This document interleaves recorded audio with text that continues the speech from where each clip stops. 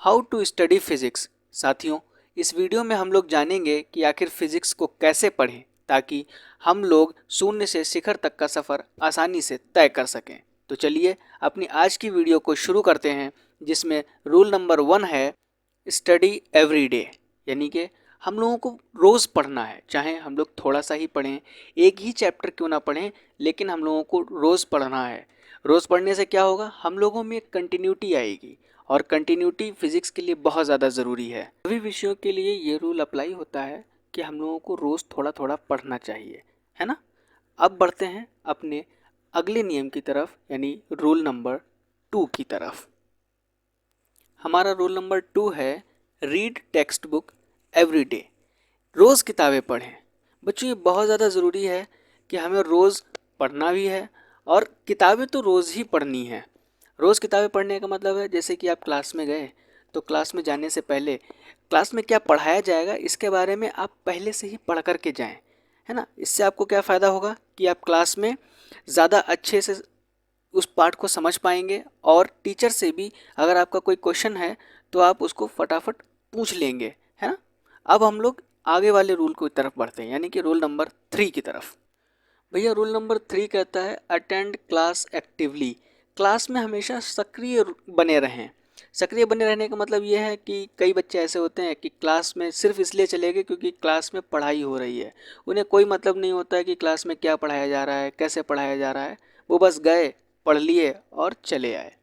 हम लोगों को भैया ऐसा नहीं करना है। क्लास में अगर हम लोग जाएंगे तो एक्टिव होकर के जाना चाहिए, पहले से पढ़ कर के जाना चाहिए, ताकि हम लोग अच्छे से क्लास में पार्टिसिपेट कर सके कि आखिर टीचर हमें क्या पढ़ा रहा है, और हम लोग टीचर से अच्छे अच्छे सवाल उस विषय में पूछें और उसको और अच्छे से समझ सकें।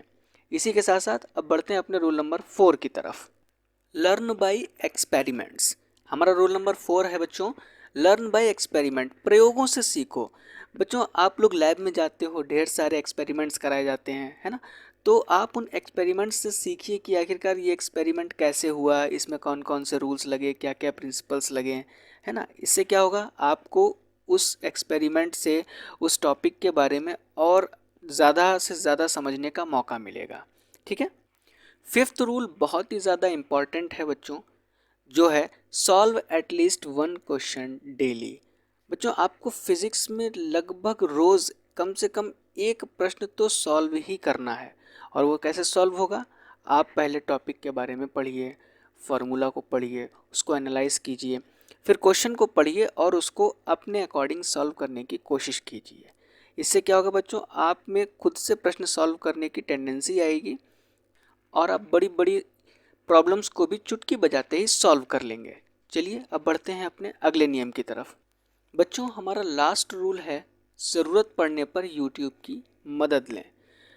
यानी कि अगर आपको कोई भी प्रश्न समझ में नहीं आ रहा है, आपने क्लास में भी समझा, उसके बाद घर पे आए, उसको फिर से सॉल्व किया और आपको समझ में नहीं आ रहा है, तो आप अपनी ज़रूरत के हिसाब से यूट्यूब पर मदद ले सकते हैं, कंटेंट सर्च कर सकते हैं और ज़्यादा अच्छे तरीके से उस कंटेंट को समझने की कोशिश कीजिए और उसे फिर से सॉल्व कीजिए।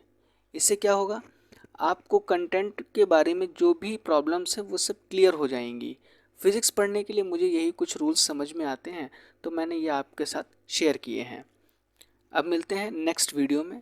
इससे पहले आपको बच्चों बता दूं कि हमारे इस वीडियो को लाइक कीजिए, शेयर कीजिए, चैनल को सब्सक्राइब कीजिए और हमारे यूट्यूब टेलीग्राम, इंस्टाग्राम और फेसबुक ग्रुप को भी ज्वाइन कर लीजिए, ताकि आपको वहां पर भी रेगुलर अपडेट्स मिलते रहा करें। मिलते हैं अगली वीडियो में।